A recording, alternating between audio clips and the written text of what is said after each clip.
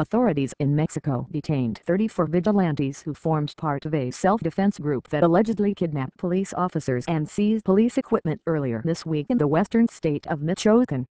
The army raid in the town of Buena Vista represents the strongest blow yet against the growing vigilante movement that has seen masked townspeople throw up checkpoints in several parts of southern and western Mexico. The vigilante groups say they are fighting violence, kidnappings and extortion carried out by drug cartels, but concerns have surfaced that vigilantes may be violating the law, the human rights of people they detain, or even cooperating with criminals in some cases. Sensitive over their lack of ability to enforce public safety in rural areas, officials have, up to now, largely tolerated vigilante groups that have sprung up in Michoacan and neighboring Guerrero state. But the Buena Vista vigilantes apparently overstepped the bounds of that tolerance. Then they took over the town's police facilities, kidnapped officers and seized police weapons and vehicles earlier this week. The army displayed 4 cameras the 34 detainees Thursday, and said that 29 assault rifles had been seized in the raid, along with 15 pistols. The army did not detail how many of those were police weapons. The soldiers freed 5 municipal police officers and the police chief and recovered a half-dozen vehicles the vigilantes had seized.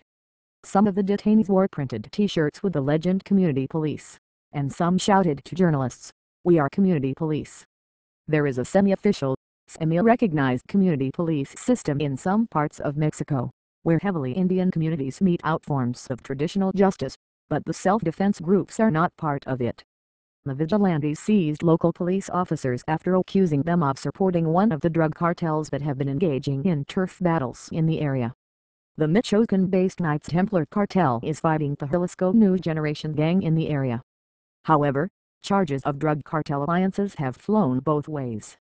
The vigilantes in Buena Vista and the nearby town of Tecalcatepec popped up in February with suspiciously sophisticated weapons, printed t-shirts and clothing that doesn't reflect the usual mix of participants. In other towns, vigilantes are mostly ragged farm workers with old, single-shot hunting rifles.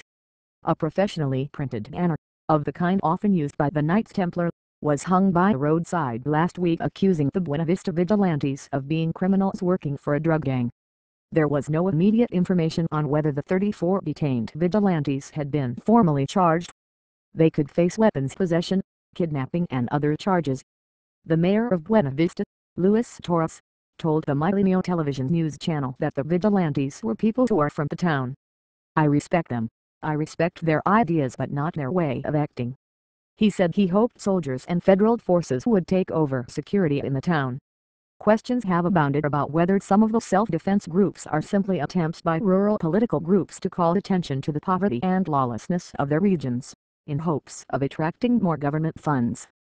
In a meeting with the country's top human rights official, Raul Plasencia, the leader of the Guerrero vigilante movement, Bruno Placido, said that if the government starts investing in development, the vigilante movement will start demobilizing, according to a statement by Plasencia's National Human Rights Commission.